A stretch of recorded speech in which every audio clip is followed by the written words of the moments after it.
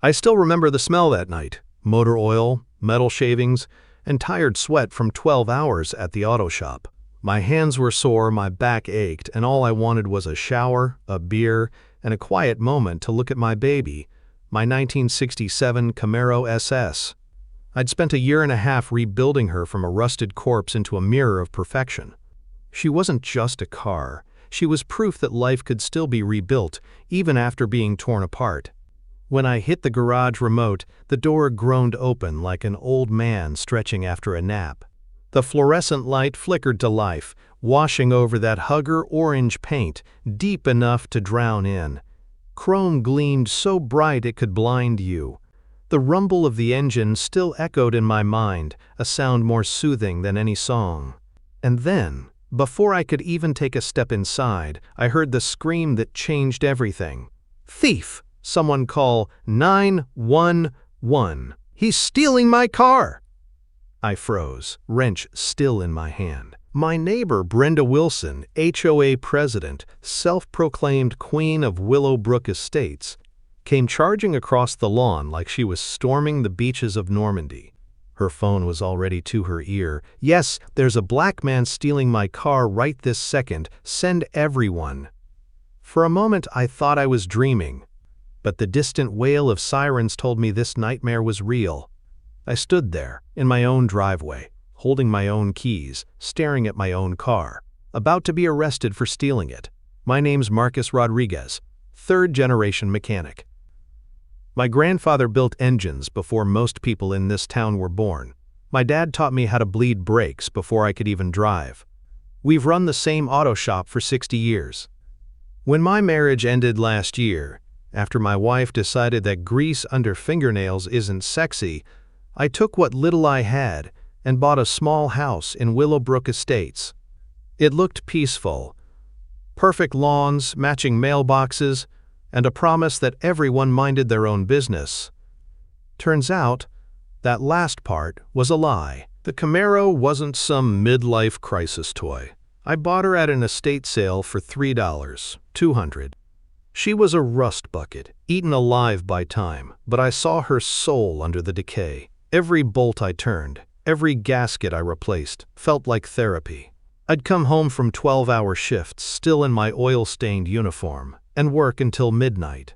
The garage smelled like primer, gasoline, and hope. My coffee went cold more times than I could count while I lost myself in the rhythm of the rebuild. Then there was Brenda. Brenda Wilson, the human embodiment of an HOA rulebook. Always in a white BMW that looked like it had never seen dust, with manicured nails and a smile that could freeze lava. She'd been HOA president for 3 years running because no one else wanted to deal with her. The woman once fined a neighbor for a mailbox 2 shades off the approved beige. She showed up at my door last summer holding a ruler because she claimed my grass was half an inch too long.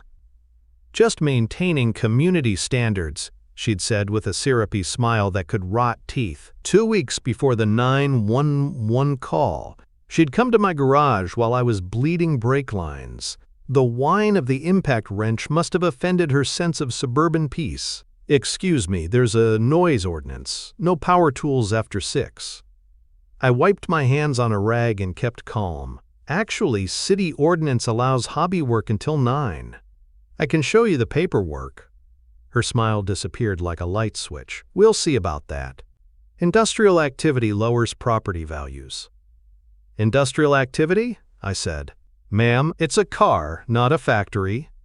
She turned on her heel and walked off, heels clicking like a countdown. That Saturday, she hosted one of her pool parties. Neighborhood wives with perfect tans, sipping mimosas and pretending to like each other. I could hear her voice cutting through the laughter like nails on glass. "Oh, that's my new Camaro," she bragged. "Just bought it from a classic dealer in Phoenix. 45 grand, but worth every penny." My socket wrench hit the floor. I peeked out through the blinds and saw her showing photos on her phone, pictures of a Camaro identical to mine. She was lying through her perfect smile, soaking in the oohs and ahs of her little audience. That night, I couldn't even look at my car without feeling anger twist my gut. The next day, I took the Camaro out for a drive. The deep growl of the 350 engine turned heads all down the street. When I pulled back in, Brenda stood on her driveway, arms folded, face red, staring at me like I'd just kicked her dog.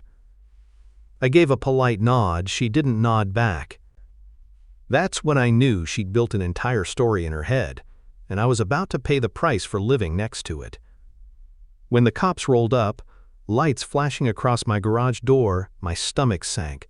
4 officers stepped out like I'd robbed a bank. The lead cop, a man named Rodriguez, no relation, looked at me with weary eyes. "Sir, we got a report about a stolen vehicle at this address." I laughed, but it came out dry. "You're looking at the owner of that vehicle, officer." Quote. Brenda appeared like a ghost in yoga pants, voice sharp and loud. "That's him! That's my car! He stole it!" "Ma'am, calm down," the officer said. "Do you have proof of ownership?" She waved some printed photos she'd probably downloaded off a car dealer website. "I just bought it yesterday! They're shipping the paperwork." Meanwhile, I walked to my workbench, pulled out my binder 3 inches thick, and opened it like a history book. 18 months of documentation, officer, from rust to glory. He flipped through photos, me sanding, priming, painting, rebuilding, all dated, all real. DMV registration, insurance, VIN numbers. Everything matched. Brenda's color drained faster than a cheap dye job. The cop closed the binder. "Ma'am, this man owns this vehicle. You're free to go, sir." I stood there, hands shaking, fury burning under my skin. Brenda mumbled something about mistaken identity and slunk back across the street. But as she passed, she shot me a look that made my stomach turn cold. That wasn't guilt in her eyes. That was war. By Monday morning, I thought the nightmare was over. But when I opened my mailbox, the first thing I saw was an official HOA violation notice. Bold red letters screaming at me like an unpaid bill. Notice of covenant violation, unauthorized commercial vehicle storage. It claimed my work van, a white Ford Transit with my business name painted neatly on the side. Rodriguez Family Auto, broke community rules. Fine. $200. Deadline 48 hours, and at the bottom, signed with a flourish big enough to make your stomach turn, Brenda Wilson, HOA President.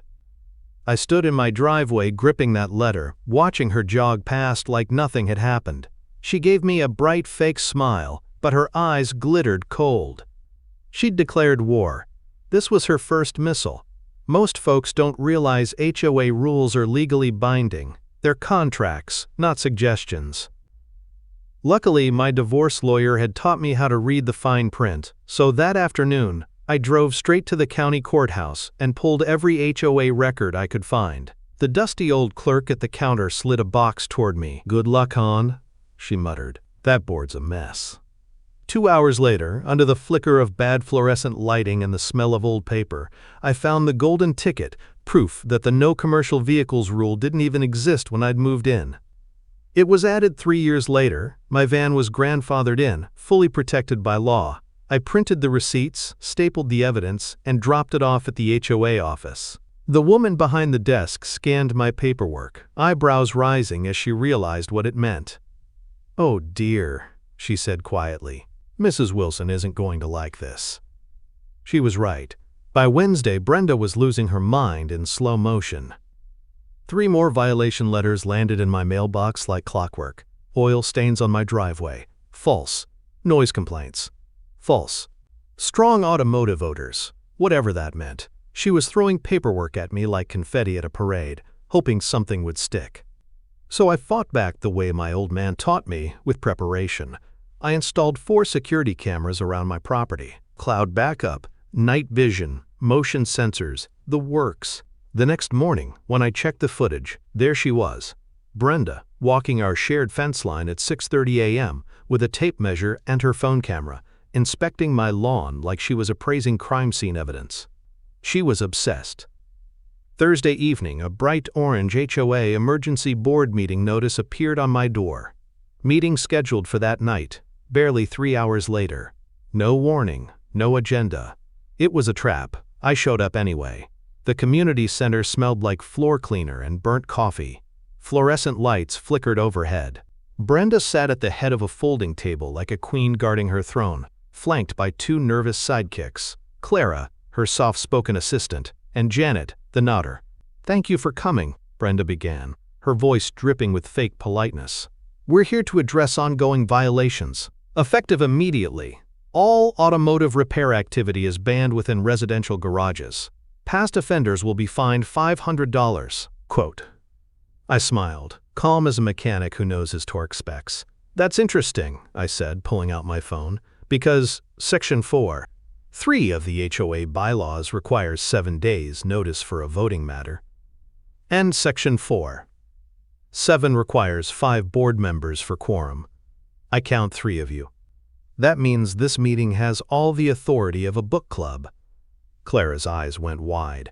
Janet looked like she wanted to vanish into the wall. I kept going. "Also, Section 2(9) says any invalid meeting decisions create personal liability for individual board members. So if you go through with this, you're not just breaking your own bylaws, you're financially responsible." Brenda's face turned red. "You think you're so clever, Marcus? Coming into our neighborhood, bringing your activities here." The way she said activities made the air feel heavy. I knew what she meant, but I stayed calm. "No, Brenda, I'm just a homeowner who reads contracts before signing them." I left her sitting there, fuming behind her papers. But I knew this wasn't the end. 2 days later, I opened my door to find a man in a city truck standing on my porch.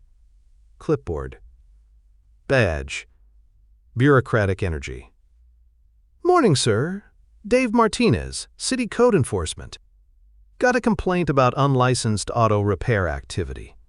Mind if I take a look?" I led him into my garage. The smell of clean metal, wax, and motor oil filled the air. My tools were neatly arranged, floor spotless, engine stands gleaming. Dave's eyebrows lifted. "Wow, this is cleaner than my dentist's office." He checked for permits, looked around, then chuckled. "This is a hobby setup. Whoever filed that complaint must have too much time on their hands. You're good, Mr. Rodriguez." As he climbed into his truck, he added, "Off the record, you're not the first. Same lady's been calling about everyone lately." By that weekend, it wasn't just me. Neighbors were starting to whisper.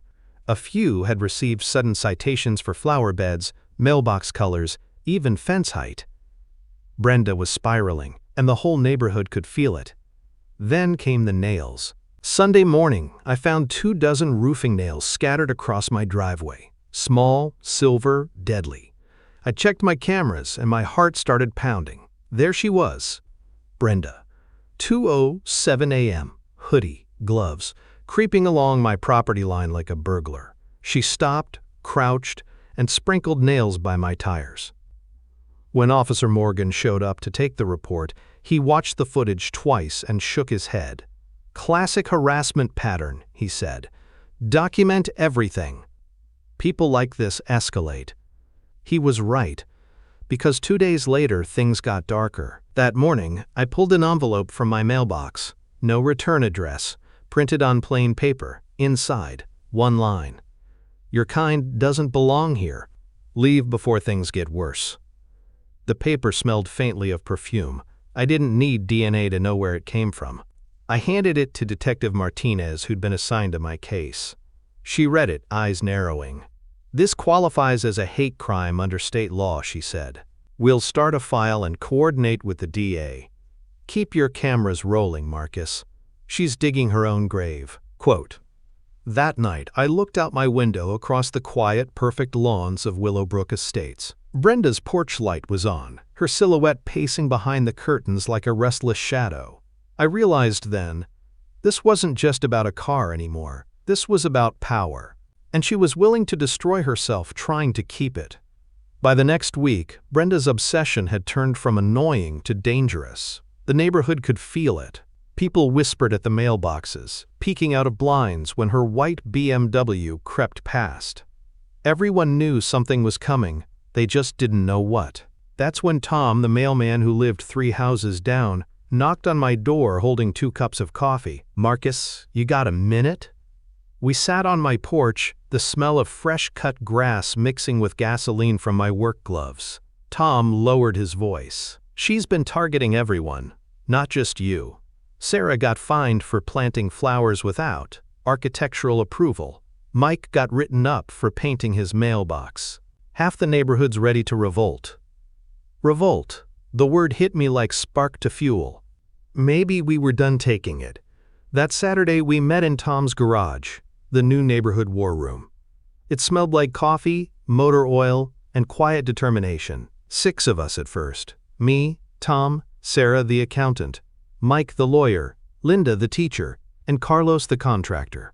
I laid everything out: the 911 call, the fake complaints, the hate letter, the nails, the camera footage. Sarah opened her laptop and spread Brenda's financial records across the table like a detective unveiling a case file.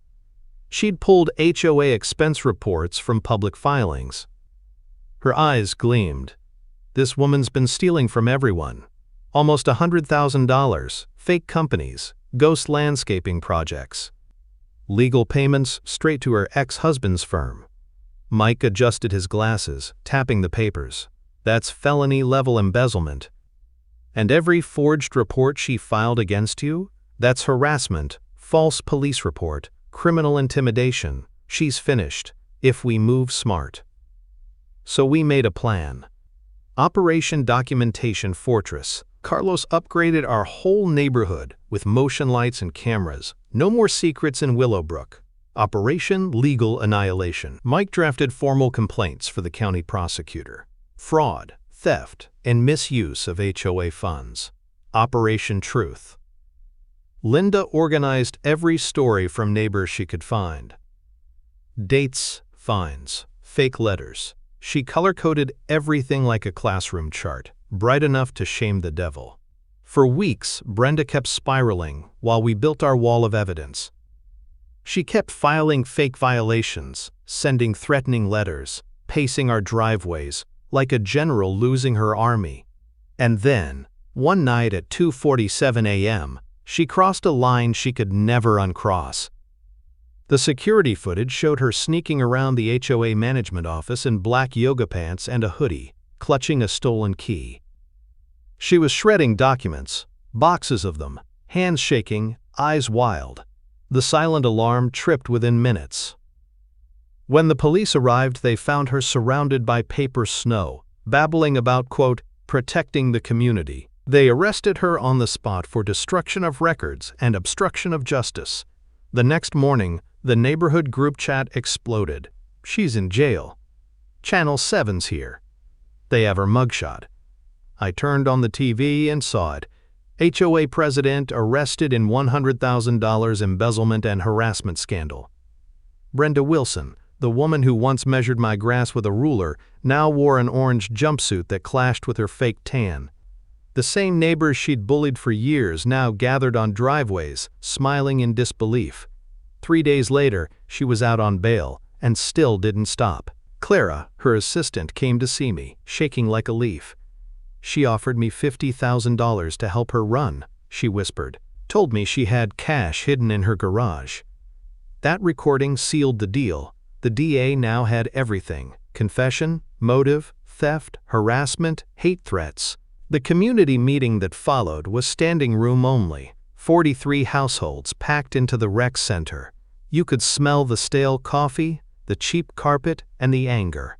Tom stood at the front, holding Sarah's audit report. She stole from all of us, he said. Over $100,000. Every single family here lost money. The vote was unanimous. Brenda was removed as president, permanently banned from HOA involvement, and referred for prosecution. When she stood in court a month later, Judge Hernandez didn't hold back. The courtroom buzzed like a beehive, packed with neighbors who'd come for justice.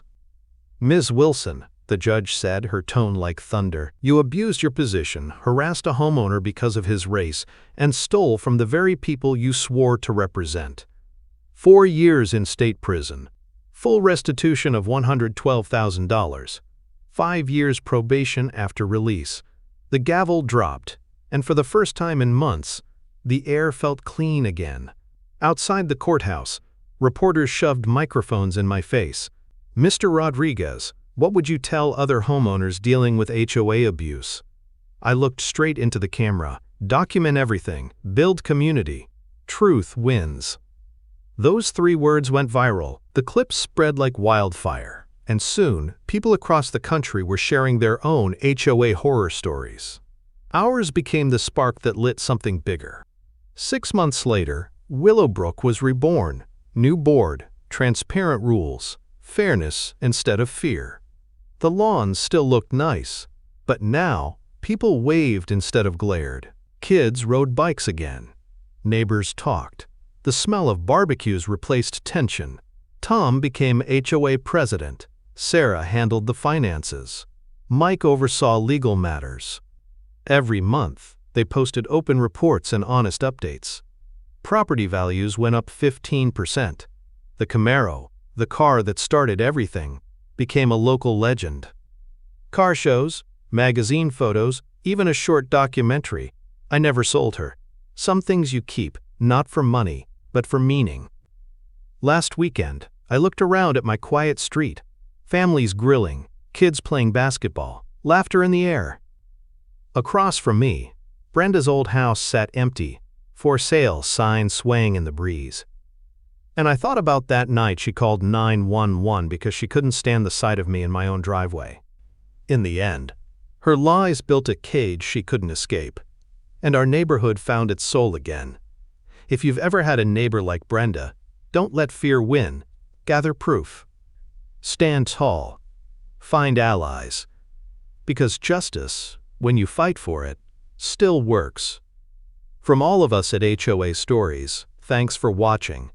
And remember, sometimes karma doesn't knock. It kicks the door wide open